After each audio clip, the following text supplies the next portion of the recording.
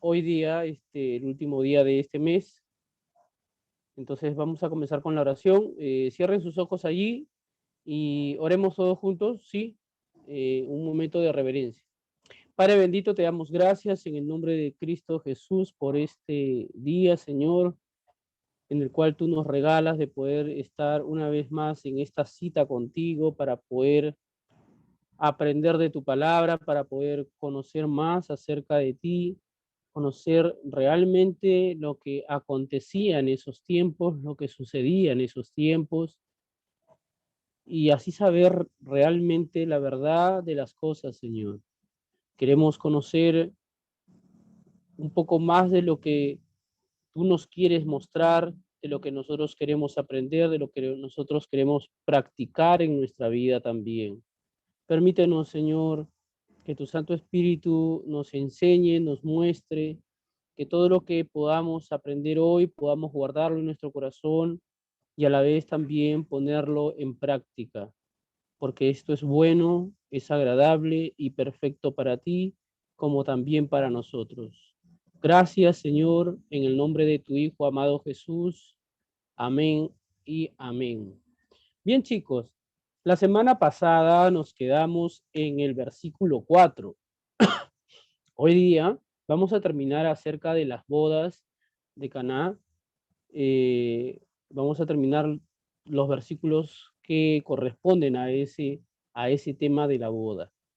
Entonces vamos a leer el versículo 5 hasta el versículo 11, pero cada uno con los textos que corresponden para poder analizarlo uno por uno.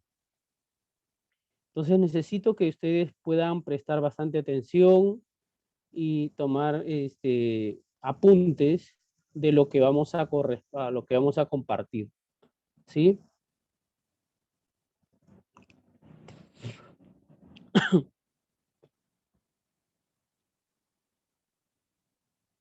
Entonces lo que voy a necesitar es que tomen sus Biblias, todos los que tengan sus Biblias en la mano, y vayamos a San Juan capítulo 2, versículo 5, ¿sí? Y ahí nuestro hermano Anthony nos va a ayudar justamente con esos textos. Anthony, ¿nos puedes poner ahí en la pantalla, por favor, los textos que vamos a leer hoy día? Comenzamos con el versículo 5.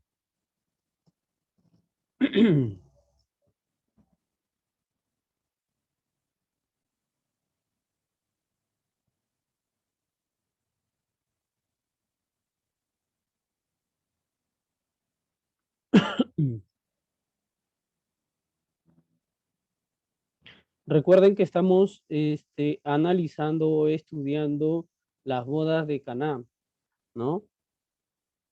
Ahora vamos a ver los versículos, el versículo 5. Lo primero que encontramos dentro de la lectura es, su madre dijo a los que servían, haced todo lo que os dijere. Lo primero que debemos de ver y analizar son dos cosas, ¿no? Lo primero dice es, su madre dijo a los que servían.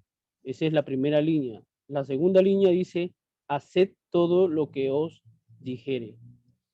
En este texto aparecen nuevos personajes. Anteriormente estaban hablando de Jesús, su madre y los discípulos de Jesús, pero ahora en este texto lo primero que encontramos es a la madre de Jesús, a los sirvientes y obviamente a Jesús. Debemos de identificar primero siempre esta parte de los personajes porque ellos nos van a ayudar a poder comprender la lectura, ¿sí? En toda narrativa, ¿no? En toda la lectura siempre vamos a encontrar personajes y ellos nos van a mostrar cómo se va haciendo esta historia o esta lectura del texto bíblico. Entonces encontramos nuevos personajes que vienen a ser los sirvientes y la madre de Jesús y obviamente Jesús. La madre de Jesús le dice a los sirvientes que pongan en, perdón, la madre de Jesús les dice a los sirvientes que se pongan en completa disposición al decir, haced todo lo que os dijere. Fíjense lo que está pidiendo la madre de Jesús. Recuerden que en el libro de Juan no aparece como María, madre de Jesús, sino solamente aparece el nombre de madre, ¿no? No aparece con el nombre de María. Claro que se da a entender que obviamente se trata de María, pero no le vamos a poner ese nombre porque el autor que viene a ser el libro de Juan no quiere poner el nombre de María. Simplemente dice la madre de Jesús. Entonces la madre de Jesús les dice a los sirvientes que se pongan en completa disposición al decir, haced todo lo que os dijere. Es lo primero que manda la madre de Jesús, que todos estén dispuestos, en completa disposición a poder hacer todo lo que él dijere, en este caso Jesús.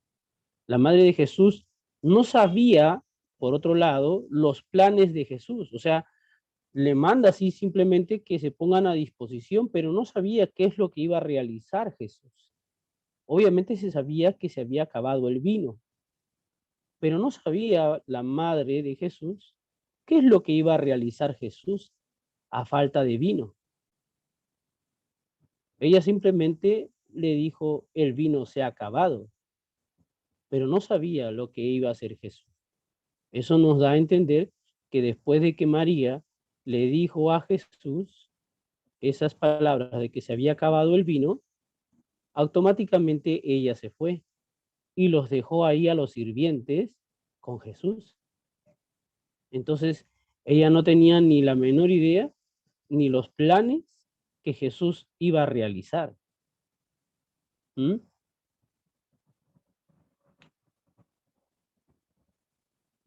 Pero algo que sí nosotros debemos de entender es que Jesús sí tenía algo preparado para realizar. Y para eso, obviamente, la madre de Jesús simplemente le dice a los sirvientes, cualquier cosa que él dijere, ustedes deben de estar preparados. ¿Mm? Deben de estar preparados para lo que él dijere que se debe de hacer. Cualquier indicación en este caso, ¿no? Esto hace referencia al Antiguo Testamento, de eso de que uno debe de estar preparado o que uno debe de obedecer o hacer todo lo que os dijere, tiene que ver con una relación del Antiguo Testamento. Estas palabras también sonaron en el Antiguo Testamento y para eso lo vamos a ver en Éxodo 19:8.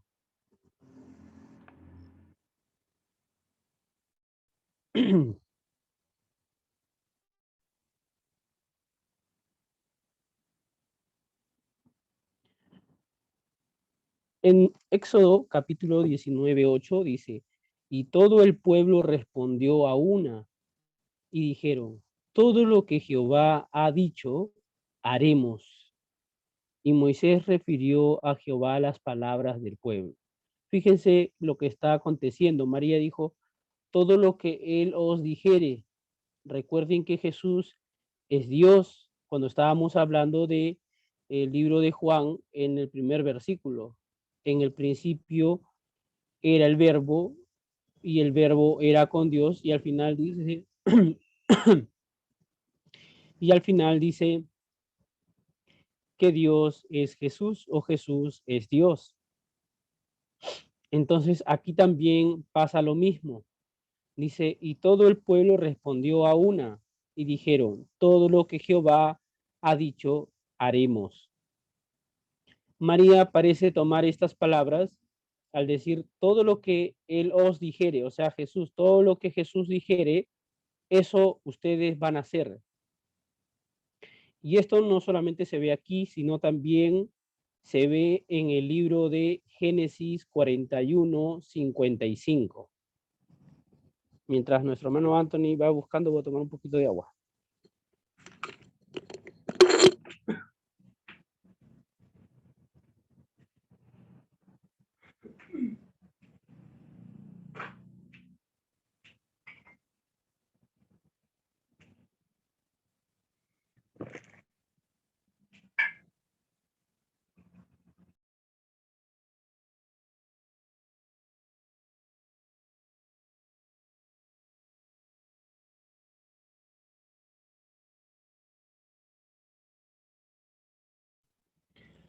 Bien, a ver, Anthony, por favor,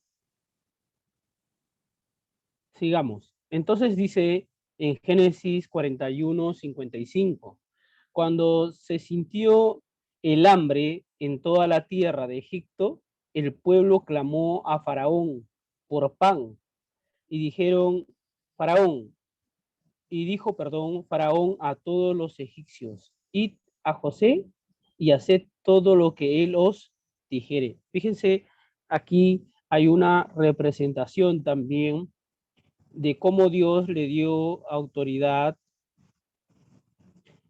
y obviamente un orden a José. Toda autoridad fue dada a José. Y el faraón fue y dijo todo lo que dijere José, ¿no? Hacer lo que él los dijere. Entonces aquí vemos una comparación de estas palabras que en este caso la madre de Jesús lo utiliza de nuevo ya en el libro de Juan. Haced todo lo que os dijere. Haced todo lo que Jesús dijere, eso ustedes van a hacer. Regresemos al texto, por favor.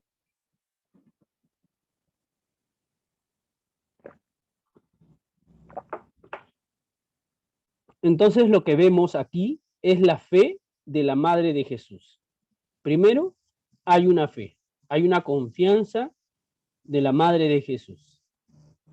Ella confía en que Jesús va a realizar algo. No sabe qué, pero va a realizar algo. Ella no sabía que Jesús iba a convertir primero el agua en vino, ¿no? Pero primero había que llenar esas tinajas porque no había agua tampoco en esa tinaja, ¿no? Entonces ella no sabe esto, pero sí tiene fe en Jesús y le ordena a los sirvientes que deben de obedecer y cumplir con todo lo que el Mesías le diga qué hacer. ¿Qué podemos sacar de conclusión de este texto? Hay algo que nosotros tenemos que ponerlo en práctica. Mira, el texto nos enseña muchas cosas a nosotros eh, en, en lo que hemos leído. En el caso de San Juan, capítulo 2, versículo 5, ahí mismo hemos aprendido que en este caso la madre de Jesús le ordena a los sirvientes que obedezcan todo lo que diga Jesús. Entonces, ¿qué conclusión podemos sacar de este texto? Que así como los sirvientes, en este caso, cumplieron con todo lo que Jesús les demandó después, así también nosotros debemos de cumplir como discípulos de Jesús todo lo que Jesús diga en su palabra. Fíjense, nosotros que somos discípulos de Jesús, que somos hijos de Dios, al tomar yo la palabra donde dice, haced todo lo que os dijere, es lo que Jesús quiere que nosotros hagamos. Todo lo que Jesús diga, todo lo que Jesús dice o está escrito en la Biblia, eso es lo que nosotros como sirvientes, como discípulos, como hijos de Dios, debemos de acatar, debemos de obedecer, debemos de cumplir, debemos de reconocer la autoridad de Jesús. Eso es lo primero que vamos a ver en esta conclusión de este texto, que debemos de cumplir con todo ello. Si Jesús nos dice a nosotros que vivamos una vida en comunión, es porque Él cree que eso es mejor o eso es bueno para nosotros. Si Él pide que nosotros nos santifiquemos, es porque debemos de santificarnos. Si Él nos pide a nosotros predicar la palabra, es porque eso es lo que nosotros debemos de hacer. Recuerden lo que dice, haced todo lo que os dijere. Haced todo lo que os dijere. No dice que hay que hacer algunas cosas, sino que hay que hacer todo, dice. Todo es todo. Simplemente no hay excusas. Hacer todo lo que Jesús dijere. Y todo lo que ha dicho en su palabra Eso es lo que nosotros debemos de hacer, de realizar. Recuerden Mateo capítulo 28, ir y hacer discípulos. Eso es un mandamiento. Eso es lo que nosotros debemos de hacer. Ir y hacer discípulos.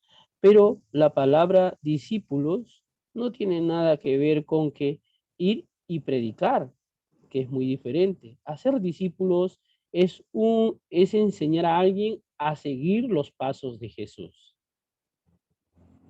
Entonces, hay que hacer todo lo que Jesús nos diga según este texto que apenas hemos leído. Ahora vayamos al versículo 6 de San Juan, capítulo 2.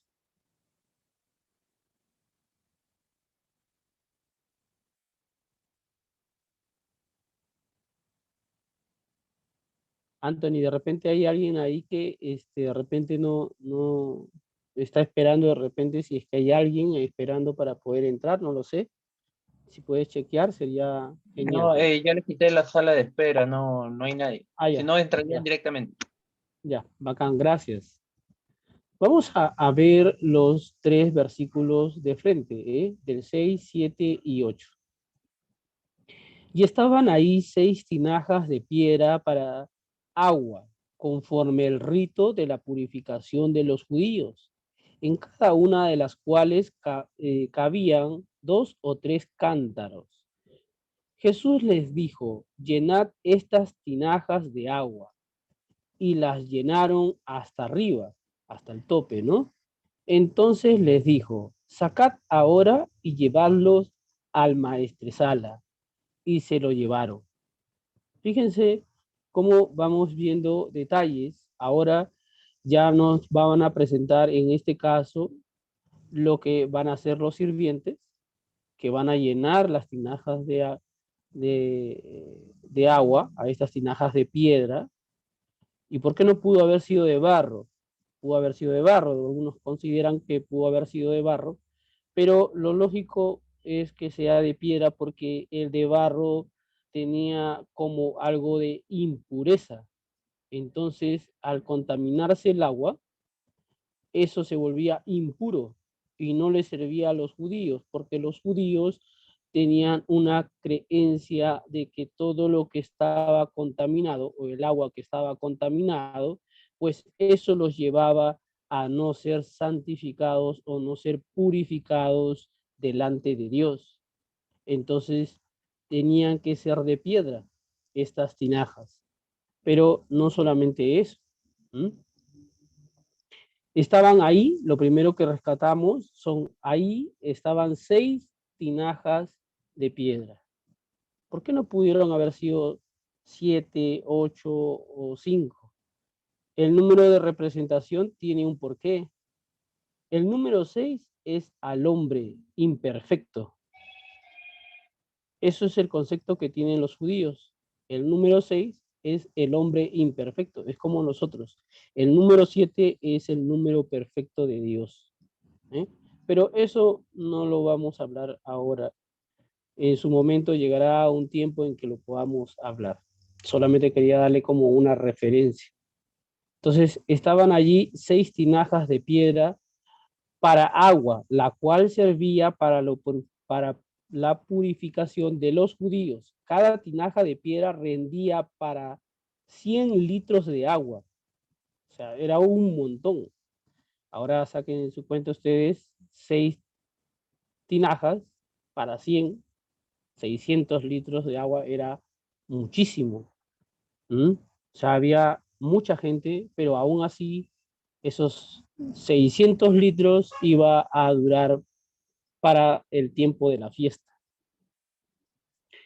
Un concepto que domina la ley antigua, por cierto, acerca de la purificación, que si no se lavan o no se limpian, ¿no?, las manos, ellos se sentían indignos, o sea, los judíos, si no se lavaban las manos, se sentían indignos, se sentían sucios, contaminados.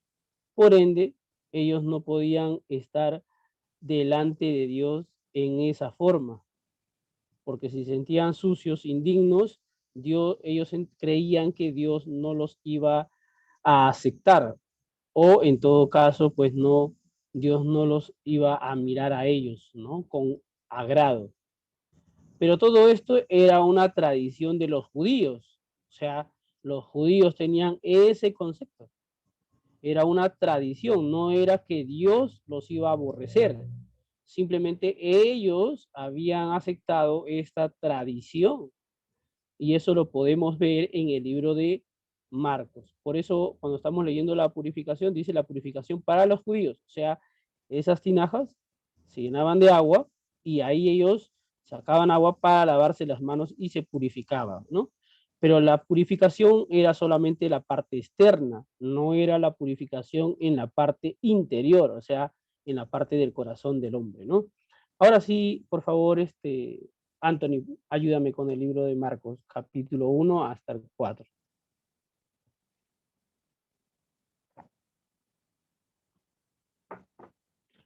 Fíjense lo que dice, para corroborar con lo que les estoy compartiendo. Se juntaron a Jesús los fariseos y algunos de los escribas que habían venido de Jerusalén, los cuales, viendo a algunos de los discípulos de Jesús comer pan con manos inmundas, esto es, no lavadas, las condenaban, dice, ¿no? Los condenaban. Porque los fariseos y todos los judíos, aferrándose a la tradición de los ancianos, si muchas veces no se lavan las manos, no comen. Esta es una tradición de los ancianos, no es un mandamiento de Dios, ¿no? Y volviendo de la plaza, si no se lavan, no comen. Y otras muchas cosas hay que tomarlas para guardar, como los lavamientos de los vasos de beber y los jarros y de los utensilios de metal y de los lechos. Bien, volvamos a los versículos anteriores, Anthony.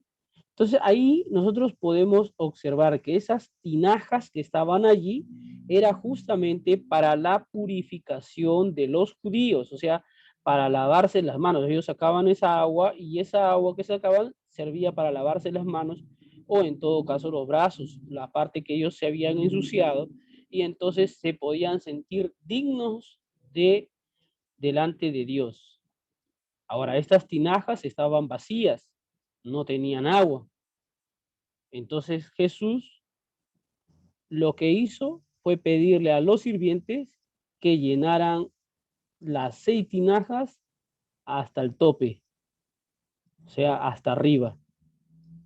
Ni a medias, ni más abajo, ni más o menos a 3/4 de agua, no, sino al tope, al ras, ¿no? Eso es lo que Jesús invita a que ellos hagan. El autor del Evangelio de San Juan nos muestra que mientras la tradición de los ancianos, dice, y la ley era para purificar la parte exterior. Ups. Espérense un ratito.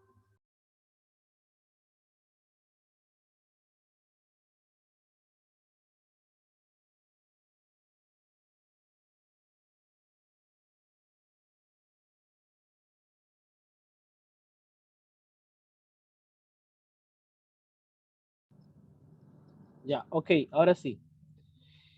El autor del Evangelio de San Juan nos muestra que mientras la tradición de los ancianos y la ley era para purificar la parte exterior del cuerpo, Jesús les va a dar de beber el vino. Este vino tiene un simbolismo. Ese simbolismo del vino tiene más que ver con el derramamiento de su sangre en la cruz. O sea, desde aquí nosotros ya podemos observar lo que va a acontecer, como les había dicho anteriormente, con nuestro Señor Jesucristo. Ese vino que Jesús ha transformado del agua a vino, tiene que ver más bien como un simbolismo de su derramamiento de sangre en la cruz. Recuerden que las tinajas servían para purificarse, solamente para lavarse o limpiarse el cuerpo, ¿no? Ahora, la sangre de Jesús hace algo que el agua no puede hacer, ya que solamente era para la parte exterior. La sangre de Jesús que va a ser derramada en la cruz tiene más bien con la purificación de lo interno del corazón del hombre. Es decir, en este caso, limpiar al hombre de sus pecados. Ese es el simbolismo que tiene que ver con esta parte de aquí, entre el versículo 6, 7 y 8. Fíjense, esa es la gran diferencia que hay allí. Una cosa era para la parte exterior y en el caso de Jesús, de su sangre, era para limpiar al hombre de sus pecados, para que llegue a perdonar Dios sus pecados. Por eso es que todo aquel que acepta a Jesús es limpio de sus pecados, pero es por la muerte de Jesús y por su sangre, que fue derramada en la cruz. No hay de otra forma que el hombre pueda ser perdonado de sus pecados. Solamente Jesús podía hacerlo. Entonces, esta tiene una representación, un simbolismo. El vino tiene que ver con la sangre de Jesús. ¿Mm? Entonces, aquí ya vemos uno de esos puntos que son importantes para todos nosotros en este caso. Lo que también podemos observar es que las tinajas estaban, como les digo, vacías y tenían que ser llenas hasta el tope para poder dar de beber a todos los que estaban en las fiestas. Y en la parte del versículo 8, era un honor que todo aquel que era un maestresala dé de beber a todas las personas, pero para eso él tenía que probar los vinos. Entonces, cuando él probó el primer vino, se quedó encantado, pero después va a probar el segundo, que Jesús ha transformado del agua a vino y se va a quedar pues sorprendido, ¿no? Pero era un privilegio para el maestresala servir el vino. Pero no solamente el maestresala servía el vino, sino que también tenía que ver con que las personas no llegaran a embriagarse del todo, ¿no? Porque a veces la gente que estaba muy mareada, pues llegaba al punto de malograr la fiesta. Entonces los que ya estaban ya muy tomados, a ellos ya no se les servía, sino a los otros que estaban todavía en una situación de los 5 sentidos que podían entender las cosas. Aunque cuando ya eran muy avanzados, pues obviamente se sacaba el otro vino inferior, que vamos a ver justamente en los siguientes versículos. Ahora lo vamos a ver en el versículo 9 y 10.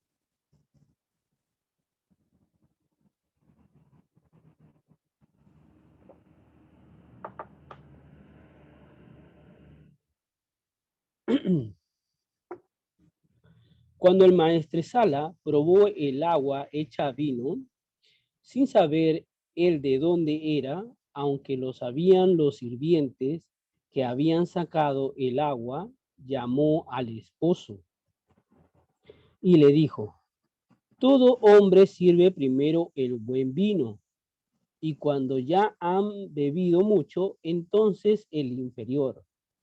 Mas tú has reservado el buen vino hasta ahora. Este de el buen vino quiere decir en realidad has reservado el mejor. O sea, el primero no se podía comparar con este último. ¿Mm? Eso también hay que notarlo. Observemos pues estos dos versículos, el 9 y el 10. El encargado del banquete se dirige al novio. ¿Mm? El maestresala le reprocha en realidad al novio dos cosas al novio. Uno, la superioridad del vino nuevo. Ese es uno. Dos, la sorpresa de que el nuevo vino sea mucho mejor que el primero. Esto fue refiriéndose que a la antigua alianza con el pueblo judío está por acabar, aunque él no lo sabía. O sea, es decir, el maestresala simplemente está reclamándole: ¿por qué tú has permitido que yo sirva un vino que no es mejor que el segundo? O sea, él se siente, el, el maestresala se siente incómodo. O sea, se siente como que, ¿por qué me has hecho esto? Si había un mejor vino que el primero. Pero lo que nos quiere mostrar en realidad el autor, en este caso Juan, el apóstol Juan, nos quiere mostrar más bien que dentro de esta lectura está la historia de por qué sucede esto. Esto fue refiriéndose más bien a que la antigua alianza con el pueblo judío está por acabar. Está por acabar, y que la nueva alianza venía con el Mesías, el vino nuevo. Esa es la nueva alianza. La esposa, que viene a ser la iglesia, y el esposo se unirán. Es decir, la iglesia y Cristo. Fíjense, porque el pueblo judío en realidad se había alejado de las cosas de Dios.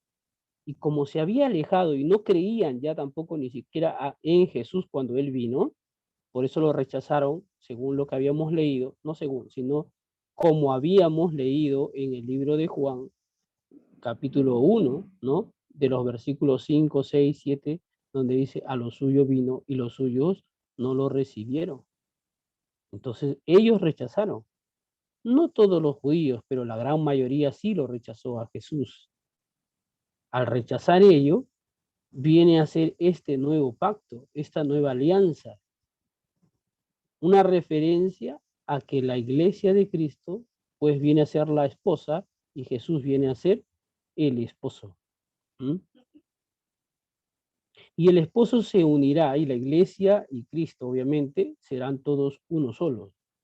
Por otro lado, el maestresala reconoce un tiempo presente, hasta ahora. Si ustedes leen la parte del versículo 10, dice: el buen vino hasta ahora. O sea, es algo presente. Todavía no está hablando de un futuro. Esto nos da a entender las bodas del Señor. Cuando vengan las bodas del Señor, donde todos aquellos que aceptaron a Cristo beberán del mejor vino, que viene a ser Cristo. Nos sentaremos en la mesa del Señor, pero todavía ese tiempo no ha llegado. Solamente estamos hablando de un presente que sucedió en su tiempo y en su contexto. Aunque más adelante inclusive Jesús habla de la Santa Cena, y justamente tiene que ver con el vino. ¿Mm? Esa parte todavía tampoco no lo vamos a tocar, solamente estamos hablando de este pasaje, de este acontecimiento que sucedió en las bodas de Caná. ¿Sí? Y protesta, obviamente, hasta ahora, y protesta contra el orden en que se da los vinos. O sea, el maestresala protesta y se enoja, ¿no?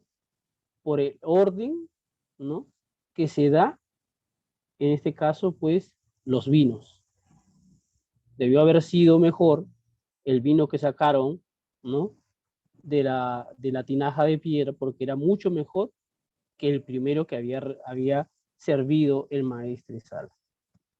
Pero como él no sabía, entonces se queda sorprendido de esto. Y para eso, y para ello, perdón, en todo caso, el maestresala le parece algo irracional. Porque cuando uno ya estaba bebido, cuando uno ya estaba medio mareado, pues ya no sentía ni siquiera el sabor de los tragos, en este caso del vino. Entonces le traían un vino inferior. Y como ya estaba mareado, igual le daba. Si nosotros lo trasladamos a nuestro tiempo, podríamos decir de un borracho, ¿no?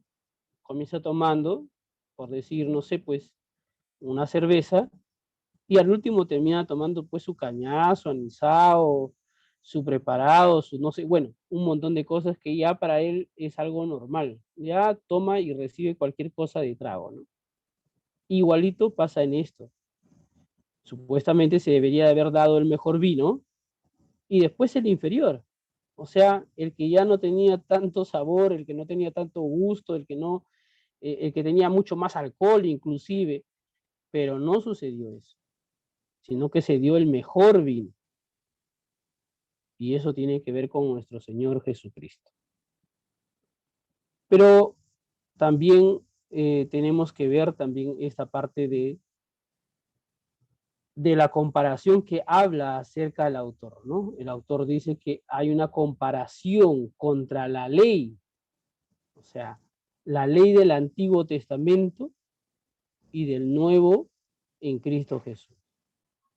Y hay una gran diferencia, porque la ley del Antiguo Testamento era la que más bien lo hacía al hombre que, digamos, en este contexto, que sea condenado, porque no podía cumplir con la ley. Entonces la ley lo condenaba. Sin embargo, la nueva alianza que viene a ser con Jesús tiene que ver con la gracia y la misericordia de nuestro Señor Jesucristo. Entonces es ahí donde el autor nos muestra dos cosas. La alianza antigua que va a desaparecer con la nueva alianza de Cristo Jesús, nuestro Señor, cuando fue bautizado, vino el Espíritu Santo y pues fue automáticamente lleno de poder y autoridad. Para los judíos, el Torá de Moisés tiene un valor mucho más grande, pero en el Nuevo Testamento, la nueva Torá viene a ser Jesús, la Torá viviente en Jesús. Bueno, esa parte de la Torá en algún momento lo vamos a estudiar cuando creo que sea conveniente. Entonces ya estamos viendo aquí el tipo de alianza que se está realizando. ¿Mm? La gracia y la misericordia inmerecida para el hombre pecador.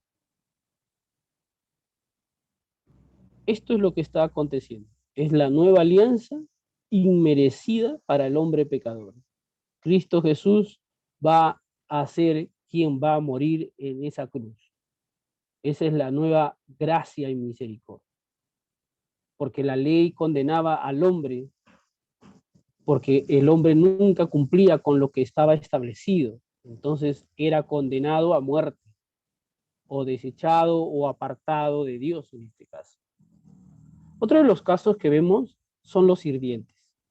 Ellos estaban dispuestos a servir sin reproche. Lo que diga el maestro, eso es lo que iban a hacer ellos, y cumplieron al pie de la letra. Fíjense cómo se llegó a realizar todo esto. Los sirvientes fueron pieza fundamental para realizar esto. Ellos fueron quienes trajeron el agua que Jesús les había pedido que llenara. Por eso es importante que la obra de Dios se realice cuando el hombre, el creyente, el cristiano, el discípulo de Jesús, obedece la palabra de Dios. Todos los que estamos en este lugar ahora tomando una pequeña clase, digamos, de estudio, debemos nosotros esforzarnos en ser buenos discípulos de Jesús. La obra de Dios se realiza cuando nosotros mismos estamos dispuestos a servir, cuando estamos dispuestos a realizar lo que Jesús nos pide. Es la única forma de poder extender el reino de Dios. No hay otra forma de poder lograrlo.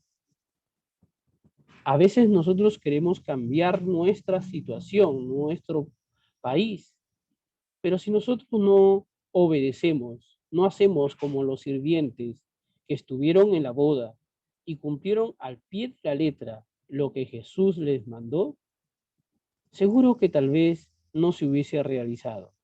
pero ellos creyeron en el Señor Jesús, creyeron en el Maestro que estaba allí, el Mesías, y obedecieron al pie de la letra.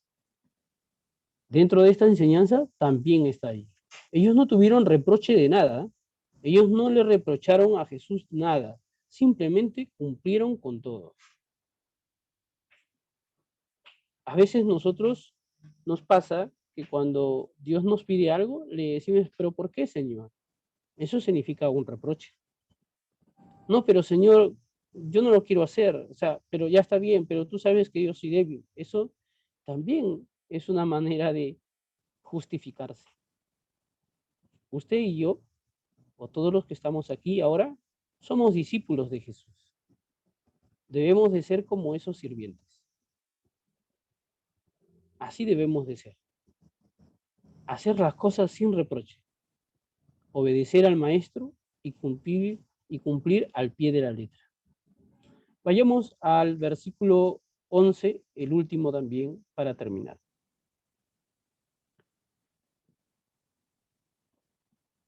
En esta lectura ya al final encontramos esta parte aquí que dice, este principio de señales hizo Jesús en Caná de Galilea y manifestó su gloria y sus discípulos creyeron en él. Fíjese que la parte que dice y los discípulos creyeron en él, o sea, aún los discípulos de Jesús, que también habían los discípulos de Juan el Bautista, que habían seguido a Jesús, todavía tenían dudas.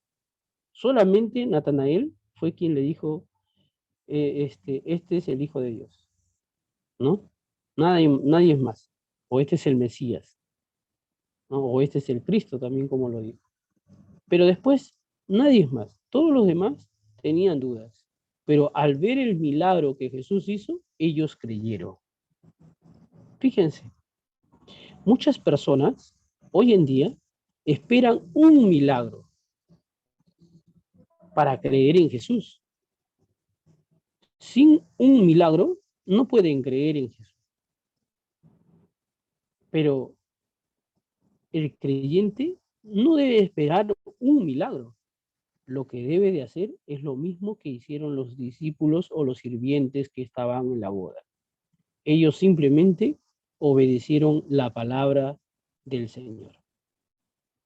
Cuando tú o yo, cuando estemos nosotros obedeciendo la palabra de nuestro Señor Jesucristo, va a acontecer un milagro.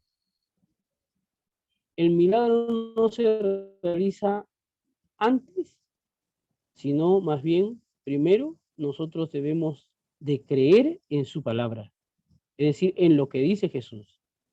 Cuando oyamos, cuando escuchemos, cuando cumplamos, cuando realmente estemos convencidos que la palabra de nuestro Señor Jesucristo es viva y eficaz, entonces va a suceder un milagro. Y es así como ellos, también los discípulos de Jesús, creyeron en él. Todo esto sucedió para que los discípulos creyeran en él. No había otra forma. Si no, no lo iban a seguir a Jesús tampoco. Estaban ahí, pero ellos tuvieron que creer. Al ver este milagro, ellos creyeron y lo siguieron.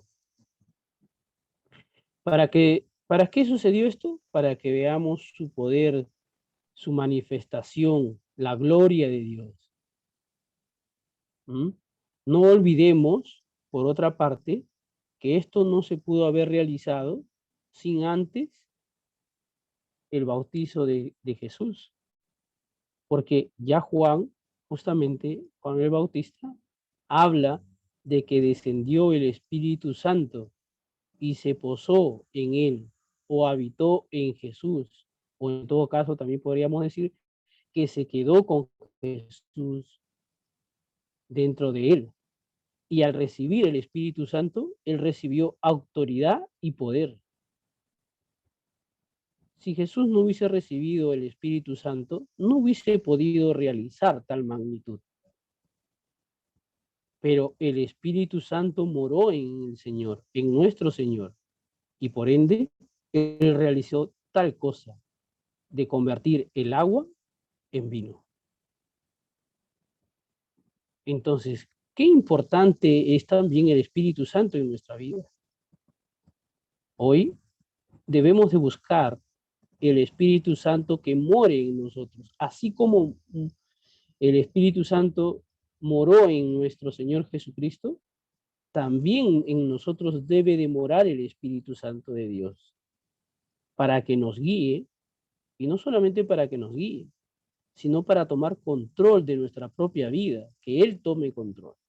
Es importante, muy importante, que todos busquemos en oración ser llenos del Espíritu Santo de Dios,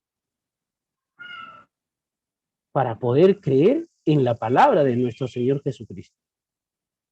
Conforme vayamos leyendo el libro de Juan, vamos a encontrar el tema del Espíritu Santo. Y el Espíritu Santo justamente nos va a llevar a conocer la palabra de Dios. Cuando conozcamos la palabra de Dios, entonces vamos a entender todas las cosas que el Señor nos ha hablado en su palabra. Es importante. Desde ahora les digo que busquen al Espíritu Santo. No es que se haya perdido, sino más bien que ustedes en oración clamen y digan al Espíritu Santo, quiero conocerte. Quiero que mores en mi corazón. Quiero que tú vivas en mi corazón y me enseñes la palabra de Dios. De esta manera podemos orar. Pero este es el inicio en el cual vemos cómo el Espíritu Santo obra en nuestro Señor Jesucristo y con autoridad nuestro Señor Jesucristo transforma justamente el agua en vino. Bien, chicos, si algunos tienen alguna pregunta, pueden hacerlo ahora. Si no, escriban ya con confianza, escriban nomás, yo les voy a responder. Después, ahora, ahorita, mañana, no sé, cuando ustedes quieran. Si no es así, prendan sus cámaras, por favor, para podernos tomar una foto y poder orar también y despedirnos. ¿Sí, chicos? Tanto Claudia, Samuel, Yanela, Abigail, Magdel, la hermana Carmen, Yasmín, Christopher, Esteban, prendan sus cámaras para poder orar y despedirnos. Gracias, Abigail, por prender tu cámara. Ya que nuestro hermano Anthony está esperando con su cámara para poder tomarnos una foto. ¿Mm? Mira, ve, Magdel está con mucho frío, ve. Está bien abrigadita, enchompada, ella está en el Polo Norte. Ahí está en un iceberg, como el iceberg que se golpeó el Titanic, así igualito.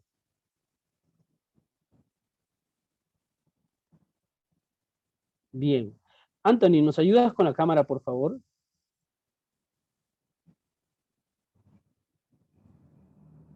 Anthony. Anthony, ¿estás Sí, ahí? hermano, un momento. Allá. Más bien que miren adelante todos y Chicos, sonríen. miren adelante, sonrían, Cristo los ama.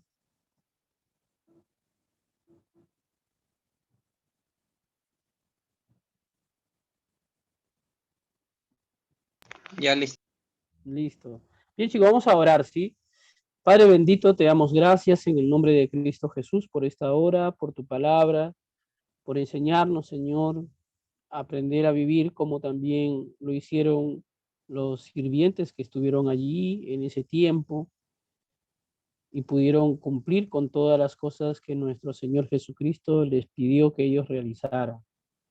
También ayúdanos a tener fe, como también lo tuvo la Madre de Jesús, al creer que Jesús podía solucionar un problema que se había presentado allí.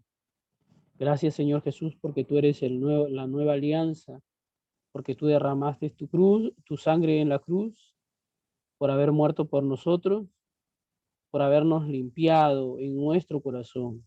No como en el Antiguo Testamento que los judíos tenían que purificarse, pero se lavaban simplemente la parte exterior de su cuerpo para creer que ellos estaban limpios, sino más bien ahora tú, Señor Jesús, como el Cordero inmolado que fuiste a la cruz para limpiar con tu sangre nuestros pecados dentro de nuestro corazón, dentro de nuestro interior, Señor. Ahora te pedimos, Señor, que nos ayudes a poder seguir firmes en tu palabra, que podamos compartir con otros, que otros también se puedan añadir a este grupo de lectura, de estudio, para que conozcan tu palabra en el nombre de Jesús. Muchas gracias, Señor, porque tú eres bueno, Señor. Y porque sé que cada uno de los que están aquí, tú los vas a guardar y los vas a proteger, Señor, de todo mal. Vas a proteger su mente y su corazón, Señor, y los guardarás para que ellos puedan crecer y ser grandes discípulos tuyos, Señor, y puedan compartir la palabra con otras personas también. Dale sabiduría y entendimiento. Y sobre todo que tu Espíritu Santo, Señor, les muestre el camino correcto, Señor. En el nombre de Cristo Jesús. Amén y amén. Bien, chicos, Dios me los bendiga. En esta semana que tengan unas lindas vacaciones de 4 o 5 días, no sé cuántos van a tener para los que están en el tiempo feriado, pero disfrútenlo y si pueden sigan leyendo los siguientes versículos, ¿sí? Porque es bueno que ustedes estén ahí y cualquier cosa, sin temor, sin miedo, pregunten, escríbanme, yo les voy a responder, ¿sí? Es lo que más deseo que ustedes pregunten, no se queden simplemente con que me escuchen.